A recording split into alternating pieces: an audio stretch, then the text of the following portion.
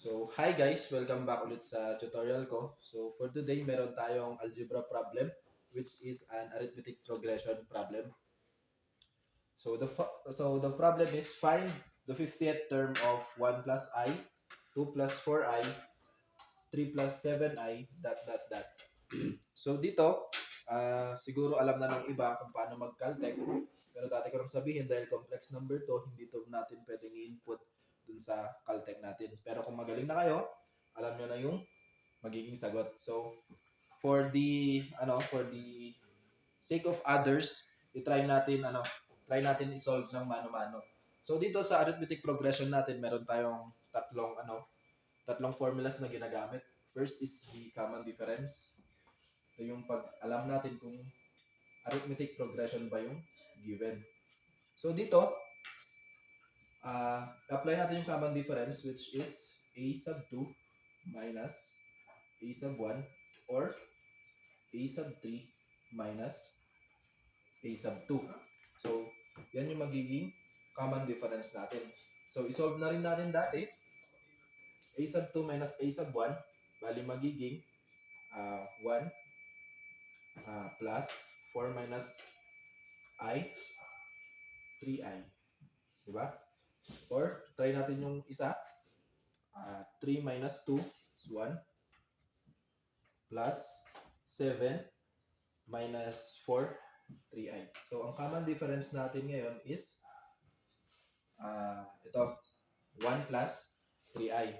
Next naman, ito yung gagamitin nating formula para mahanap yung 50th term or ito yung nth term sa paghanap ng nth term which is a sub n is equals to a sub 1 plus n minus 1 times the common difference.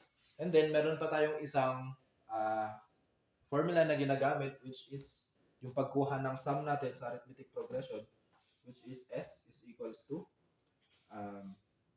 n over 2 times a sub 1 plus a sub n. Eh di ba makikita natin na yung a sub n given.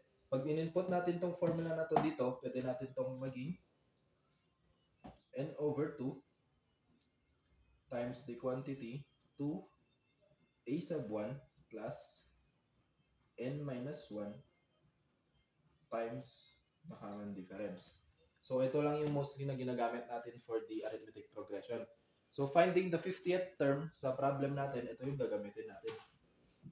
Kasi ito yung pagkuha ng nth term.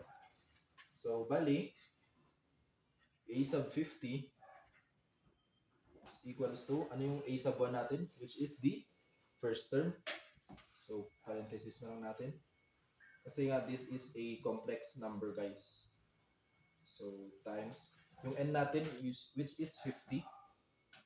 50 minus 1 times the common difference which is 1 plus 3i.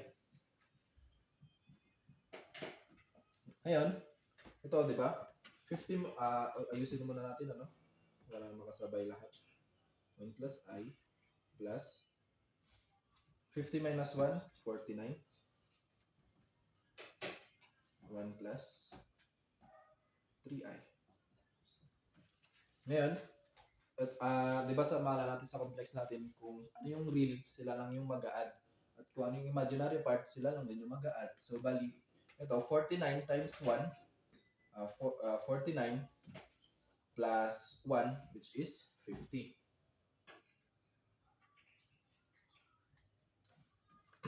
Plus 49 times 3, which is 147, plus I, which is 148. 148I.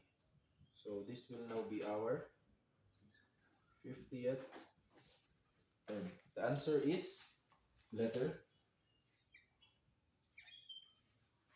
D. So kung mapapansin nyo kasi dito, kung alam niyo yung complex numbers, di ba mapapansin natin yung real part which is 1, 2, 3, and then hinahanap is 50th term. Di ba ang common difference lang nito is 1. So ang magiging sagot talaga dyan is 50 plus 148i.